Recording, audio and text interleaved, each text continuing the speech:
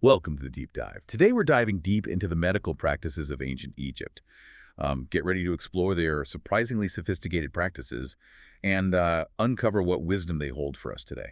What's fascinating is that we often think of ancient medicine as, rudimentary, but the Egyptians, they developed a system deeply rooted in a concept called mat, balance, and harmony. Right, and this wasn't just some abstract ideal for them. We're looking at these three different potential scripts that you provided, and they all point to Matt being woven into the very fabric of their medical practices. Precisely. Imagine, instead of just, treating a broken bone, your physician is also inquiring about your emotional well-being, diet, maybe even your spiritual practices, all to restore your overall balance. That's the essence of mat. It's such a different approach from the specialized medicine we often see today. To delve deeper into this, we have these incredible texts, the Ebers and Edwin Smith papyri. They're like time capsules, offering a glimpse into their world. Absolutely.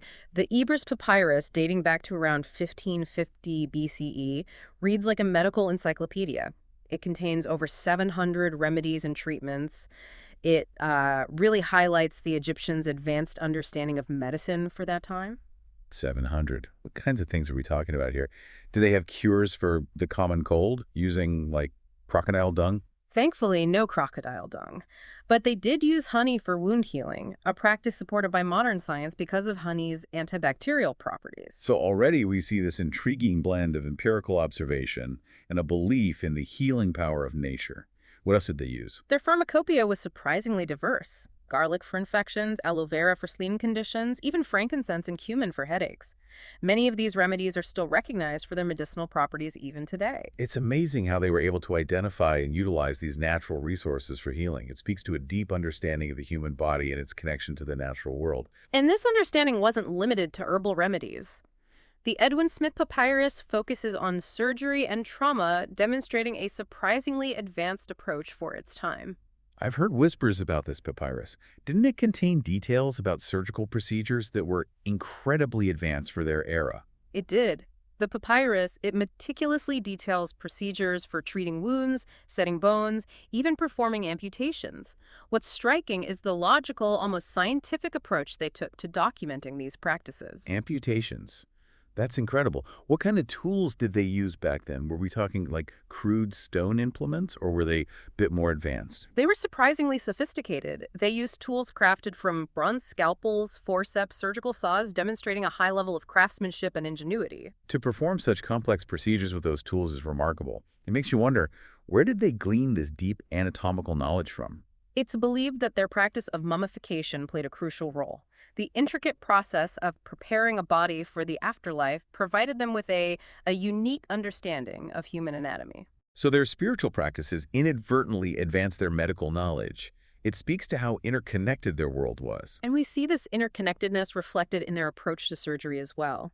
The Edwin Smith Papyrus reveals their understanding of the importance of cleanliness and pain management during procedures. Cleanliness and pain management back then. It's incredible to think they had the foresight to recognize these crucial aspects of surgery. What did they use for pain relief? Did they have some, like, ancient Egyptian version of anesthesia? Well, not quite anesthesia as we know it today, but they weren't just biting down on leather straps either. The papyri mention using natural anesthetics like willow bark, which, and this is interesting, contains salicylic acid, a precursor to aspirin. Wow, so they were already harnessing the power of willow bark for pain relief centuries ago. It really makes you appreciate the depth of their knowledge. It wasn't just about treating the immediate problem, right? They had a nuanced understanding of the body's needs during these intense procedures. Exactly, and this nuanced understanding, it wasn't limited to just the physical body. They also recognized the importance of mental and emotional well-being, which brings us to the concept of heart sickness that's mentioned in these potential scripts. Right, heart sickness. It's fascinating how they acknowledged that what we might call mental health today was crucial to overall well-being. What exactly did they consider to be heart sickness? Well, they believed that the heart held thought and emotion, making it the center of one's being. So heart sickness, it encompassed a range of emotional distress, anxiety, depression, trauma, conditions we still grapple with today. And how did they go about treating heart sickness? Did they have, like, therapists in ancient Egypt? In a sense, they did. Priests often served as healers for both the body and mind, offering spiritual guidance and counseling. And much like their approach to physical ailments, they utilized herbal remedies.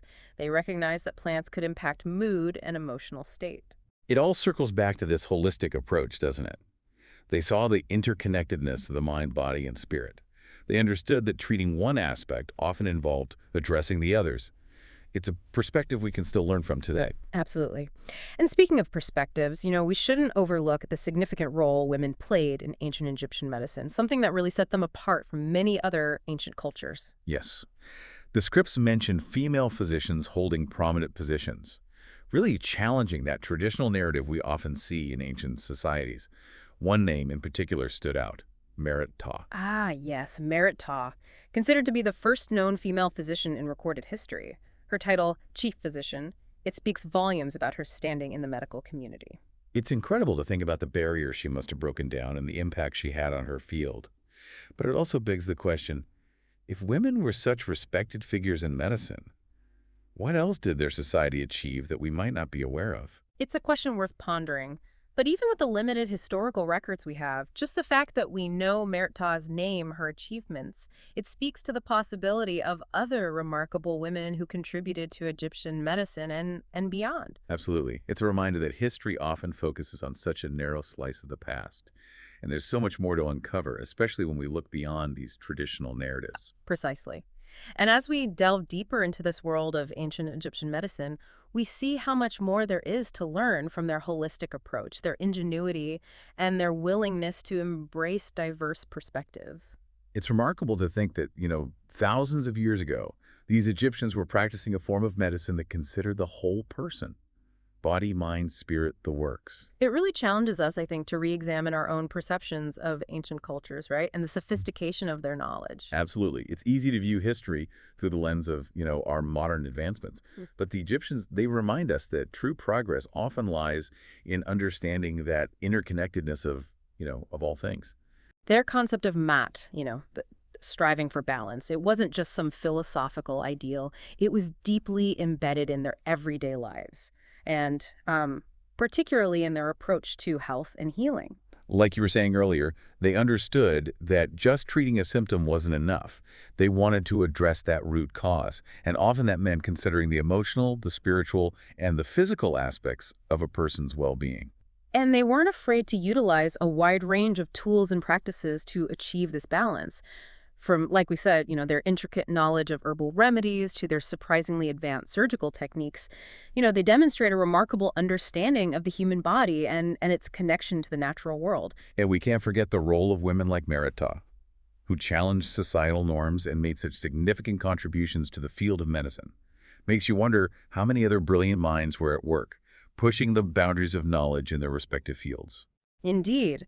And while we may not have all the answers, exploring their world through texts like the Ebers and Edwin Smith papyri allows us at least to glimpse a civilization that was far ahead of its time. It's a reminder that there's still so much we can learn from the past, even as we continue to make incredible strides in, medicine and technology today. Absolutely. Perhaps the most crucial takeaway from our deep dive into ancient Egyptian medicine is this. True healing isn't just about treating that physical ailment, it's about restoring balance to the whole person. It's a powerful message, and one that feels incredibly relevant in our modern world, where we often focus so much on just treating those symptoms rather than addressing those underlying causes of illness, right? It's a call to remember the interconnectedness of our own being, the mind, body, and spirit, and to seek harmony in all aspects of our lives. So as we navigate the complexities of modern healthcare, let's remember the wisdom of the ancients, their holistic approach, their ingenuity, and their reverence for the interconnectedness of life offer these timeless lessons that I think can guide us all towards a more balanced and holistic understanding of health and well-being. Because sometimes those most profound insights are found not in the, newest discoveries, but in the wisdom passed down through generations. That's a thought-provoking note to end on. It's been an incredible journey exploring the world of ancient Egyptian medicine. To our listeners, we encourage you to keep asking questions, keep exploring, and keep seeking that balance in your own lives. And remember, the pursuit of knowledge, like the pursuit of health, is a journey, not a destination. From all of us here at The Deep Dive, thanks for listening.